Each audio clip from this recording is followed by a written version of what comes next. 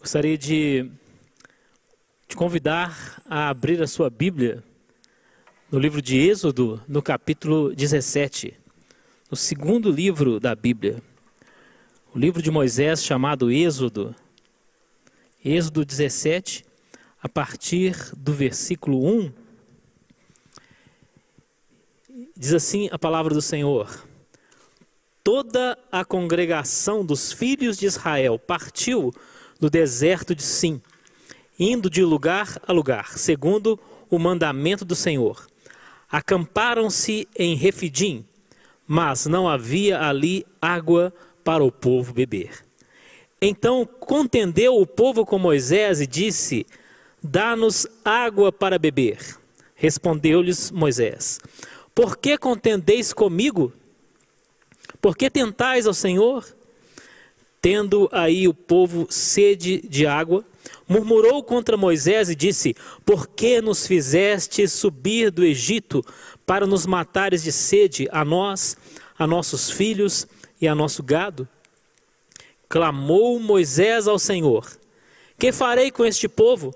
Daqui a pouco me apedrejarão. Então disse o Senhor a Moisés: passa adiante do povo.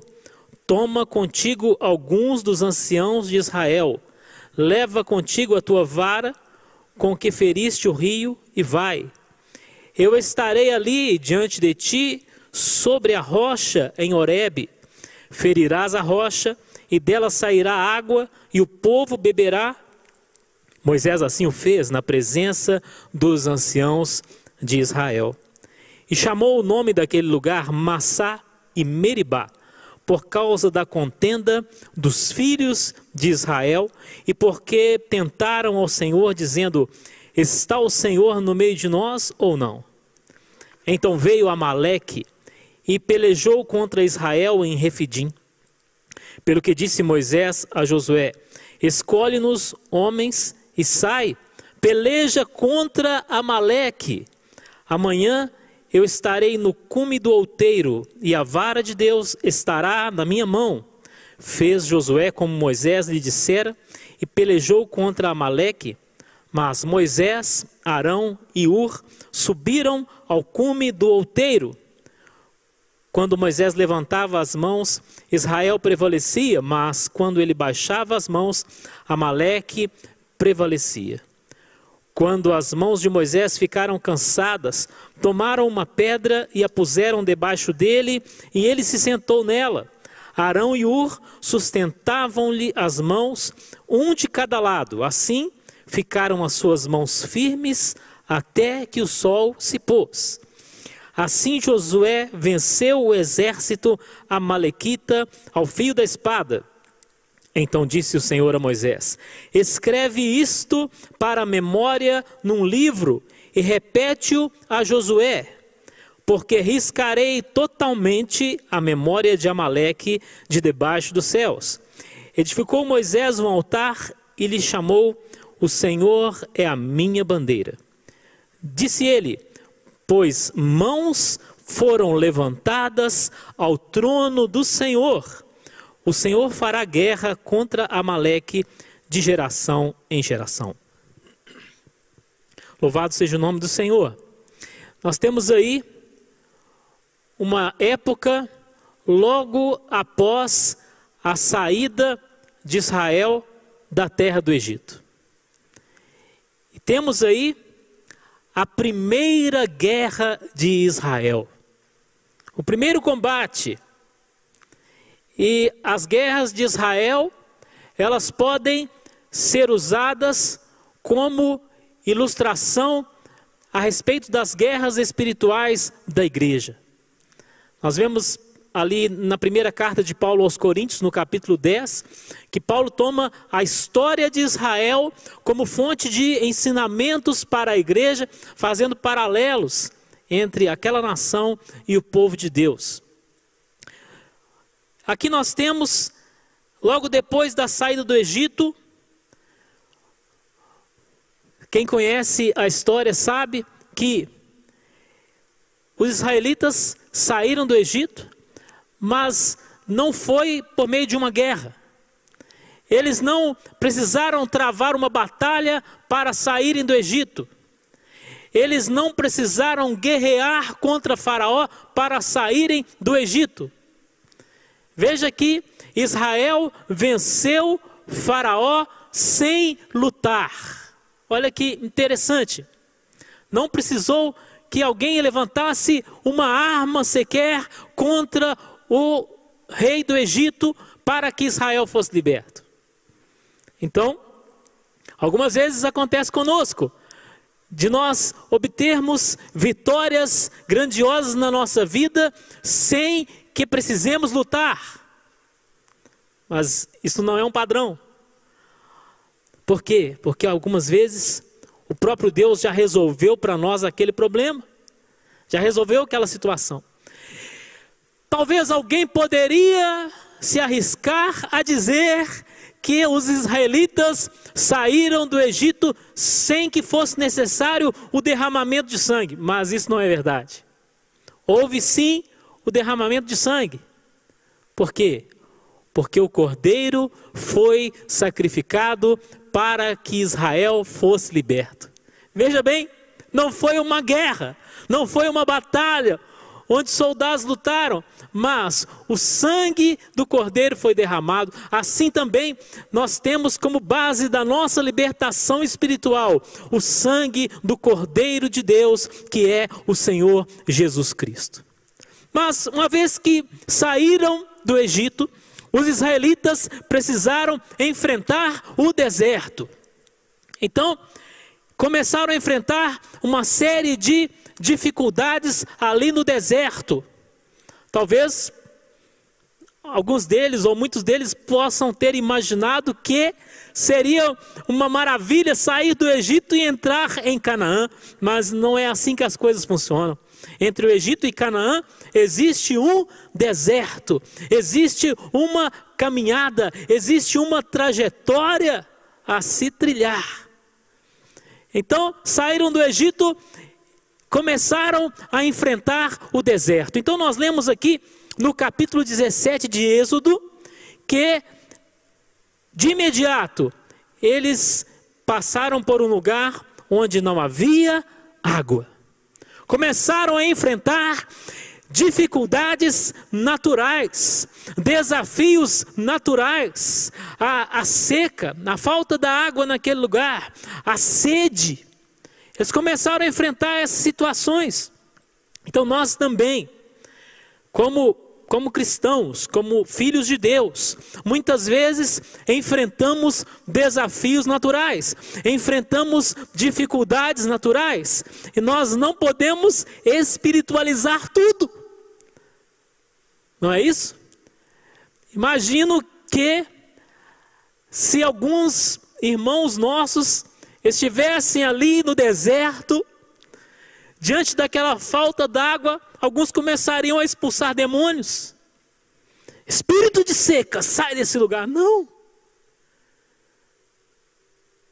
Não era um problema de demônios, era falta d'água.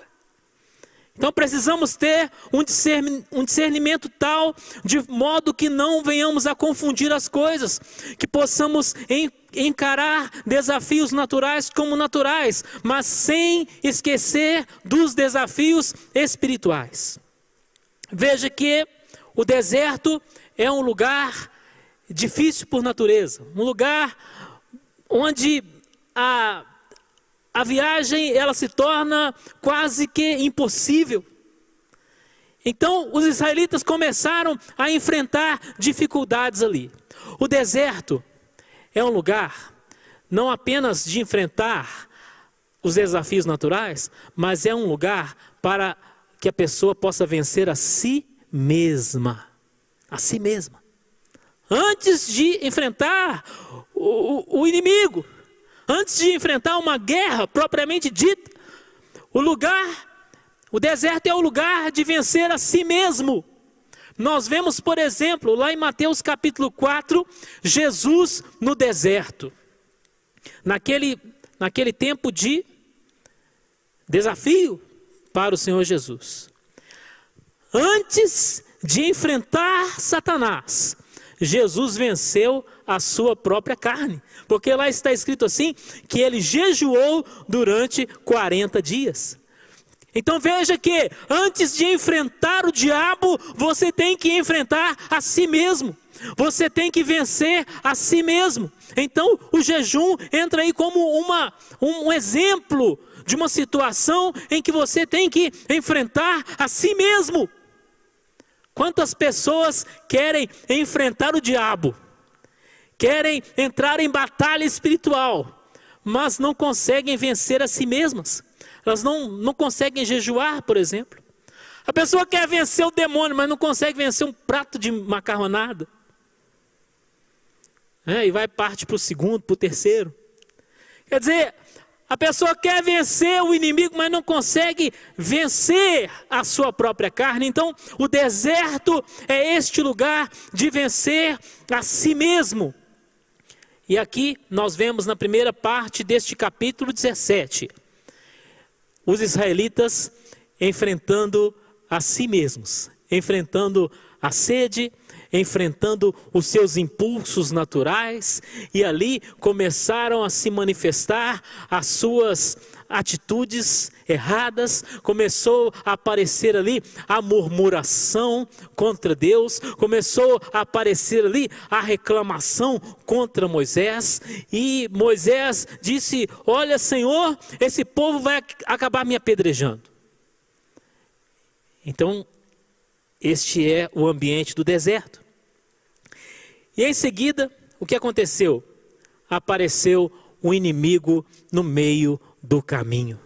Meu Deus, como se não bastasse o deserto, como se não bastasse a dificuldade para encontrar água, ainda aparece um inimigo. Mas o inimigo vem exatamente naquele momento de fragilidade do servo de Deus. Então vamos pensar de novo lá em Mateus 4, Jesus no deserto, depois de 40 dias de jejum, ele sente fome, e quem chega? Satanás. O inimigo chega nesta hora, quando você está frágil, quando você está carente, quando você está necessitado. É nessa hora que o inimigo chega. Mas ele não podia chegar em outro momento. Por que ele não veio quando eu estava forte? Não, ele vem quando você está fraco. Ele quer aproveitar da sua fragilidade para explorar aquele momento. Então foi quando Amaleque apareceu. O que é Amaleque aqui? Amaleque é um povo. São os amalequitas, os descendentes de um homem chamado Amaleque. Então é nesse momento. Além de deserto, ainda tem um inimigo para atacar. Quantas vezes nas nossas vidas nós temos ali 2 desafios ao mesmo tempo, ou temos 3 desafios ao mesmo tempo, temos 4 desafios ao mesmo tempo, mas nós não podemos nos esquecer de que nós temos o Senhor, e maior é aquele que está em nós do que aquele que está no mundo. Quantas vezes temos mais de um desafio? Se fosse um só, talvez você enfrentasse bem. Mas quantos estão neste tempo enfrentando, junto com a pandemia, o problema financeiro? Quantos estão enfrentando, junto com o desemprego, um problema conjugal? Meu Deus, são desafios que vêm ao mesmo tempo para nos derrubar. Agora, neste momento de crise, neste momento aqui na história de Israel, e também em situações semelhantes na nossa vida, é a hora de descobrirmos algumas coisas. Então nós precisamos descobrir quem somos nós, quem é o inimigo e quem é o Deus a quem nós servimos. É na hora da crise que eu vou manifestar quem sou eu. É nessa hora que também eu preciso identificar o inimigo. Mas primeiramente, quem sou eu? Quem eram os israelitas? é hora de descoberta. É desafio, mas é também oportunidade. É hora de se descobrir. Se alguém te jogar na água, é que você vai mostrar se você sabe nadar ou não. Assim são os desafios que acontecem na nossa vida. É na hora do problema, na hora da dificuldade, das grandes dificuldades, é que nós vamos manifestar quem nós somos. É aí que a nossa identidade vai ser revelada, a nossa natureza, o nosso caráter. É neste momento que essas coisas vão se revelar de modo claro. Mas afinal de contas, quem eram os israelitas? Eles iam descobrir agora. Por quê? Porque até então eles tinham sido o quê? Escravos de Faraó. Agora, eles se revelariam como soldados do exército do Senhor. Olha que coisa gloriosa. De escravos, eles foram transformados em soldados. De escravos, eles se tornaram guerreiros do Senhor. E como que isso ia se manifestar? Através de uma guerra, através de um desafio, de um inimigo que se coloca no meio do caminho. Quem eles eram? Soldados do Senhor. Nós também somos soldados do Senhor Jesus. Nós não somos escravos de Satanás. E é na hora da dificuldade, na hora do aperto, é que isso vai ficar bem claro. É que você vai manifestar quem você é. Se você é um guerreiro do Senhor ou se você é um escravo de Satanás. É hora de descobrir. Agora, quando eles eram escravos, eles queriam ser libertos. Eles clamavam por libertação. Eles ansiavam pela libertação. Agora foram libertos, atravessaram o Mar Vermelho, fizeram ali um louvorzão abençoado, mas pouco adiante vem o inimigo. É uma surpresa. Quantas vezes as pessoas, elas se convertem, elas aceitam Jesus como seu Salvador, elas aceitam as boas novas do Evangelho em suas vidas, e de repente elas começam a enfrentar alguns desafios e elas ficam assustadas. Mas como assim? Como assim? Eu esperava que a minha vida agora fosse um mar de rosas. Eu esperava que agora não tivesse problemas mais, que eu não sofresse mais. Porque eu agora enfrento desafios, enfrento dificuldades, enfrento inimigos. Por quê? Porque você deixou de ser escravo, mas você se tornou um soldado. Ah, mas eu queria ser outra coisa, eu queria ser turista. Não. Deus tem um propósito para você e que você seja um guerreiro do exército dele. Então, um escravo e um soldado, eles têm problemas diferentes. Mas os dois têm problemas. Então talvez você, quando era escravo de Satanás, tinha um tipo de problema. Hoje você é um servo do Senhor e você continua tendo problemas, mas os problemas são diferentes. São diferentes. Por quê? Porque agora você enfrenta desafios, enfrenta adversidades, mas você não está sofrendo na mão de Satanás. Você é um guerreiro do Senhor. Mas é interessante que muitas vezes nós somos soldados, mas queremos viver em paz. Isso não é contraditório? Não é um paradoxo? O soldado que só quer viver em paz, mas o soldado existe para a guerra. Então, meu irmão, se você está enfrentando guerra na sua vida, batalha, combates, não estranhe. Porque isso é perfeitamente normal. Se você é um soldado, você tem que enfrentar batalhas na sua vida. Eu digo que só não tem luta o soldado morto, mas o soldado vivo, ele continua lutando.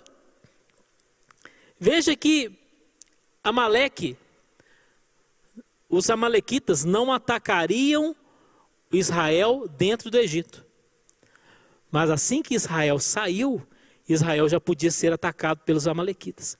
Então veja que Quando você estava servindo a Satanás, Satanás não te atacava. Mas agora que você saiu das mãos dele, agora que você serve ao Senhor, então ele vem te atacar. Existe uma lógica espiritual em tudo isso. Muito bem, então quem nós somos nessa história? Somos guerreiros do Senhor. Vamos enfrentar lutas porque isso é a coisa mais normal nas nossas vidas. Mas quem é o inimigo? É uma outra questão importante. Não podemos errar na identificação do inimigo. Quem eram os inimigos aqui em Êxodo 17?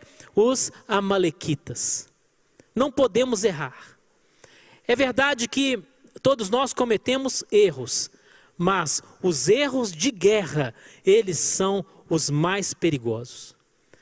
Podemos cometer erros? Sim, mas alguns não. Não podemos errar na identificação do inimigo. Nós não podemos cometer o erro de ir para a guerra desarmados. Nós não podemos cometer o erro de usar as armas erradas. Não podemos cometer o erro de não sabermos utilizar as armas que o Senhor nos deu. Então, são erros de guerra. Eu não entrarei em todos esses detalhes, mas quero me deter apenas no primeiro. Não podemos errar na identificação do inimigo. Quantas vezes você pode imaginar que o seu inimigo é o seu parente, que o seu inimigo é o seu vizinho, que o seu inimigo é a sua sogra, que o seu inimigo é o seu patrão, seu colega de trabalho? Não! O seu inimigo é Satanás e os demônios. Não confunda, você não pode errar nisso. A palavra do Senhor diz, porque não temos que lutar contra carne e sangue, mas sim contra os principados, contra as potestades, contra as hostes espirituais da maldade, contra os príncipes das trevas deste século. Então, não erre na identificação dos inimigos. Agora,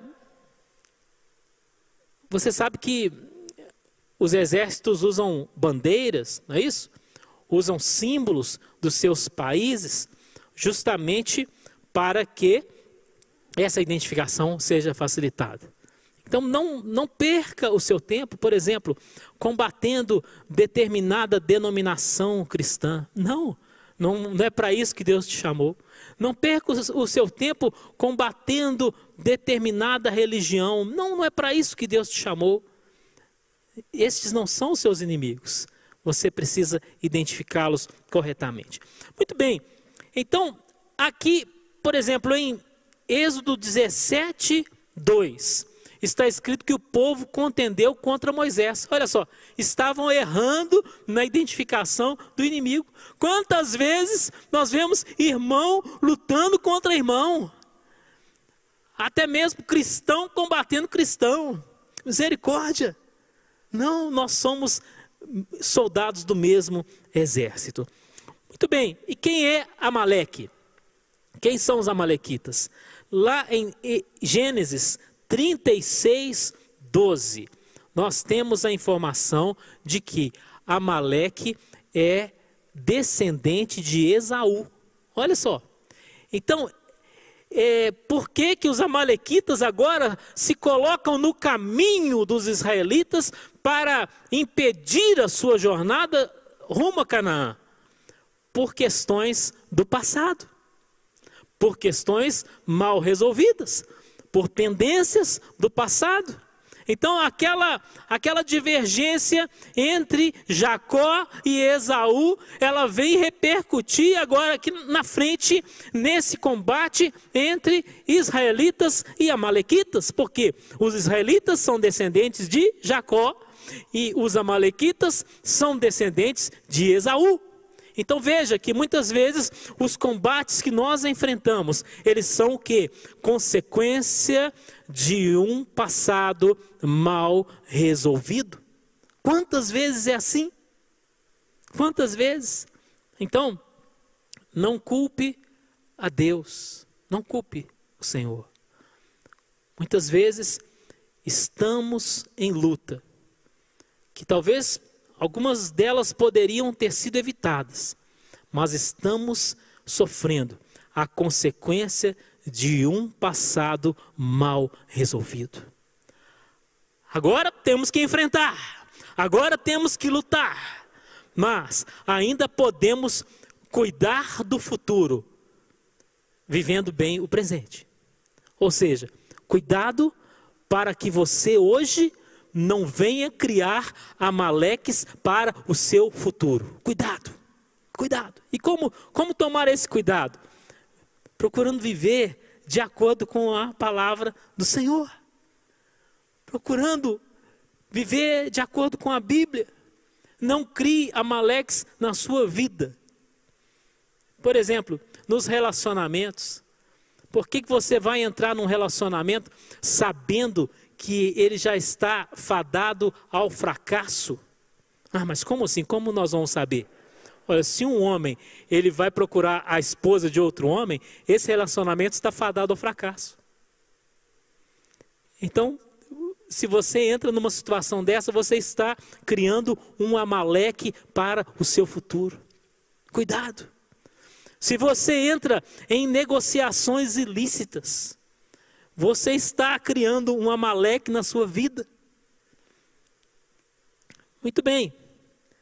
De qualquer forma, agora você tem que lutar. Você tem que enfrentar. Havendo culpa ou não, né? Porque as nossas lutas, elas nem sempre envolvem culpa. Elas nem sempre são situações do passado. De repente são desafios do presente. De toda forma, nós vamos proclamar a vitória, em nome de Jesus. Estamos aqui para proclamar a vitória, mas uma coisa é certa, a vitória não é automática. Não pense que estamos aqui para motivar um pensamento positivo. Olha, pense positivamente, você vai vencer, você vai vencer. Não, não é assim. Eu estou dizendo que você primeiro vai lutar. E você vai lutar corretamente. E você vai lutar de acordo com a palavra de Deus. E nós vemos algumas instruções nesse sentido aqui nesse texto. Veja bem, a palavra do Senhor coloca em destaque aqui nessa batalha contra Amaleque 2 homens, Josué e Moisés. Josué é quem? Ele está começando a despontar na história de Israel aqui nesse momento. E Josué é um jovem e ele está escalado para comandar o exército de Israel. Josué está escalado para a luta natural, corpo a corpo, ali contra os amalequitas. E quem é Moisés? Moisés é aquele líder idoso. Aqui ele tem 80 anos de idade. E ele não vai para o campo de batalha, mas ele vai para o monte. E ali no monte, ele ergue as suas mãos diante de Deus em atitude de intercessão pelo povo do Senhor que está batalhando lá no vale. Olha só, que coisa maravilhosa. Nós temos aqui 2 gerações. Josué e Moisés. Nós temos aqui 2 dimensões. Uma dimensão de luta natural e uma dimensão de luta espiritual. Então nós aprendemos com esse texto que não é suficiente Josué batalhar no vale a sua luta natural sem que Moisés esteja no monte, naquela luta espiritual de oração e intercessão. Quantas vezes nós queremos ser Josué? Vamos partir para a briga, vamos partir para o combate, mas nós nos esquecemos da dimensão espiritual das nossas vidas. Como foi importante e fundamental que Moisés estivesse ali no monte em oração. Talvez você até trabalhe muito, mas você ora pouco. Talvez alguém dissesse: Moisés, vai para o campo de batalha, Moisés. Moisés, desce desse monte, pega uma arma aqui, parte para a luta, Moisés. Mas Moisés estava na luta. Moisés estava numa batalha espiritual, ele estava participando. Então, são duas dimensões que nós não podemos desprezar nenhuma nem outra. Também não vamos tomar a outra atitude de dizer assim: Josué, larga essas armas e vem para o monte. Não é assim. Josué, o que você está fazendo aí? Deixa os amalequitas para lá, vamos todos para o monte orar. Não, existe o desafio do vale e existe o desafio do monte. E nós vamos enfrentar todos eles em nome de Jesus. Em nome de Jesus. Veja como são importantes essas duas dimensões, essas duas gerações. E nós precisamos valorizar essas duas gerações e que também estão nas nossas igrejas, não é isso? Nós temos os mais jovens, os mais velhos. Eu estou aí no meio do caminho entre essas duas gerações, mas precisamos valorizar. A geração dos jovens é caracterizada pelo quê? Pela força, pela energia, pela agilidade. Assim é a geração de Josué. Eles têm essa capacidade de entrar no campo de batalha e obter grande vitória. Mas a geração de Moisés, essa geração mais idosa, ela é caracterizada pelo quê? Pela experiência, pela sabedoria, pela liderança, pela autoridade. Então, nós não podemos nos dar ao luxo de desprezar nenhuma dessas gerações. Todos nós devemos respeitar todos esses papéis, todas essas dimensões. Precisamos valorizar os jovens, valorizar os idosos e precisamos estar conscientes de que existe uma batalha espiritual que nós não podemos negligenciar, não podemos nos omitir diante dela.